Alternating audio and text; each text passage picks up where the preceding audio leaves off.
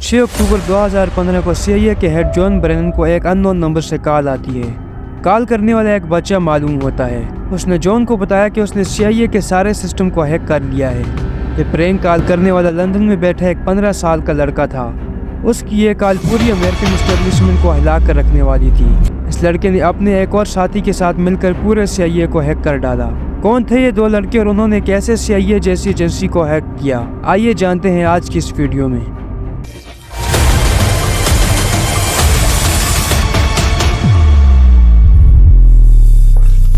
2015 में इन दो लड़कों ने CIA और FBI के हजारों सीक्रेट डॉक्यूमेंट्स लीक किए। ये वो डॉक्यूमेंट्स थे जिनमें सब डिटेल्स थी कि CIA ने अफगानिस्तान और साउथ अमेरिकन कंट्रीज में कैसे गवर्नमेंट उल्टाई थी। और सबसे बढ़कर इन डॉक्यूमेंट्स में ये भी लिखा था कि CIA के पास एक ऐसी टेक्नोलॉजी है जिसके जरिए वो दुनिया के किसी भी कोने में मौजूद हर उस बंदे को ट्रेस कर सकती है जो एक दफ़ा भी इंटरनेट पर लॉग इन हुआ है। आखिर इन दो बच्चों ने इतना कॉन्फिडेंशियल डाटा कैसे हैक किया? ये कहानी है दो बच्चों की जिन्होंने दुनिया की सबसे पावरफुल एजेंसी को सबके सामने एक्सपोज कर दिया। ये बात है 2008 की। अमेरिकन स्टेट वर्जीनिया में एक बच्चा अपने कंप्यूटर पर काउंटर स्ट्राइक गेम खेल रहा था। उस बच्चे ने कंप्यूटर पर कुछ कमांड्स यूज़ करना शुरू की जिसकी वजह से वो गेम जीत गया। उस बच्चे को पहली बार यह एहसास हुआ कि यह कंप्यूटर बहुत पावरफुल चीज़ है। अगर किसी को इसका सही इस्तेमाल करना आ गया तो वो ऐसे काम कर सकता है जो गवर्नमेंट को भी हिला सकते हैं।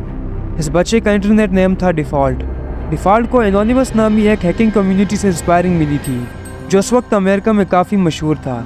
ये ग्रुप सिर्फ अटेंशन हासिल करने के लिए मुख्तलिफ कंपनीज की वेबसाइट हैक करता था। डिफ़ॉल्ट इस ग्रुप में जाना चाहता था, लेकिन मसला ये था कि इस ग्रुप के किसी मेंबर्स पर भी ट्रस्ट करना बहुत मुश्किल था, बिकॉज इस ग्रुप में कुछ मेंबर्स पुलिस के लोग भी थे जो हैकर्स को पकड़ने के लिए इसमें शामिल हुए थे। इसी दौरान डिफ़ॉल्ट को एक और ग्रुप भी मिला जिसका नाम एनुसेक था। ये भी एक हैकिंग ग्रुप था, बट ये लोग सिर्फ पॉलिटिक्स और सोशल पर्पस के लिए वेबसाइट्स और अकाउंट्स हैक करते थे। इसका पहला टारगेट था कनाडा की विंसर यूनिवर्सिटी का सर्वर हैक करना।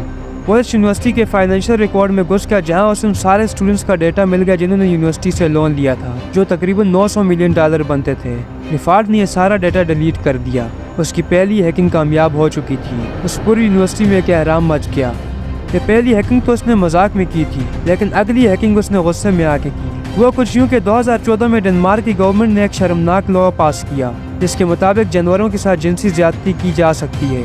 यह खबर पूरी दुनिया में एनिमल राइट एक्टिविस्ट को बहुत बुरी लगी। डिफ़ॉल्ट खुद भी जानवरों को पसंद करता था, लिहाजा उसने गुस्से में आकर डेनमार्क की ऑफिशियल वेबसाइट को हैक किया और उसमें बड़ा बड़ा करके लिख दिया कि क्या आप चाहते हैं कि आपकी सरकार जानवरों से ज्यादती की इजाज़त देती है। डेनमार्क की इस वेबसाइट हैक होने पर यह बात पूरी दुनिया में फैल गई और डेनमार्क की इस हरकत पर मजम्मत होने लगी। आखिरकार डेनमार्क की सरकार ने काफ़ी प्रेशर के बाद उनको ये फैसला वापस लेना पड़ा।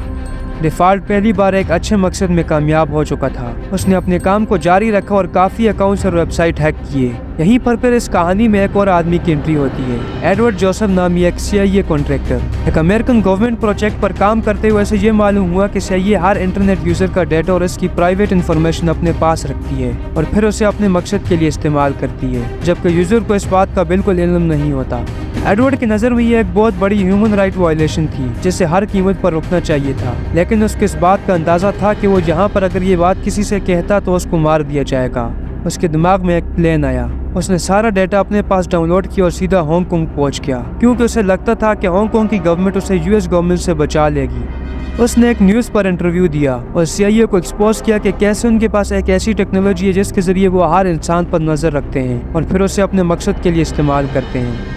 इस इंटरव्यू ने डिफ़ॉल्ट और क्रैकर्स जैसे हैकर्स को भरपूर इंस्पायर किया। एक तरफ उसे अपनी गवर्नमेंट पर बहुत गुस्सा था और दूसरी तरफ वो CIA को मजा चुकाना चाहता था कि कैसे लगता है जब किसी की प्राइवेट इंफॉर्मेशन लीक की जाए।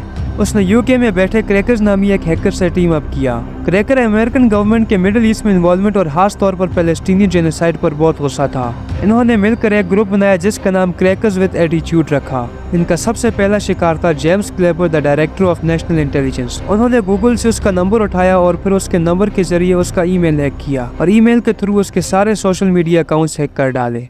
उसके बाद उनका अगला टारगेट था head of CIA John Brennan. उन्होंने उसका सारा डेटा हैक किया और CIA के सीक्रेट इन्फॉर्मेशन लीक कर दिए और इंटरनेट पर अपलोड कर दिए। इसमें वो सारे डॉक्यूमेंट्स और इन्फॉर्मेशन थी जिसके जरिए उन्होंने अफगानिस्तान पर हमला किया और एक ऐसी टेक्नोलॉजी का जिक्र किया गया था जिससे CIA ह्यूमन राइट्स की वायलेशन कर रही थी। CIA को इस डेटा लीक पर $1.5 मिलियन के डैमेजेस बढ़ने पड़े। उनके बहुत से सीक्रेट एजेंट्स अंडरग्राउंड हो गए और कई को इस्तीफा भी देना पड़ा। ये दोनों अभी रुके नहीं थे। उन्होंने यूएस की FBI से लेकर डिपार्टमेंट ऑफ जस्टिस की वेबसाइट तक सब कुछ हैक करते गए और डॉक्यूमेंट्स लीक करते गए। अमेरिकन गवर्नमेंट के लिए यह एक बहुत बड़ा शर्म का मकाम था। उन्हें समझ नहीं आ रही थी कि ये हैकर्स हैं कौन। ये दोनों जानते थे कि इसके बाद यूएसए उनको ढूंढ कर रहेगी, इसलिए ये दोनों आराम से अपनी आइडेंटिटी हाइड करके रह रहे थे। दुनिया की सबसे पावरफुल एजेंसी उन दोनों बच्चों को अभी तक ढूंढ नहीं पाई थी। सब कुछ ठीक जा रहा था, लेकिन एक दिन ये बहुत बड़ी गलती कर बैठे। 2016 में क्रैकर्स ने एक पार्टी के दौरान नशे में आकर अपने दोस्तों से ये बात कह डाली।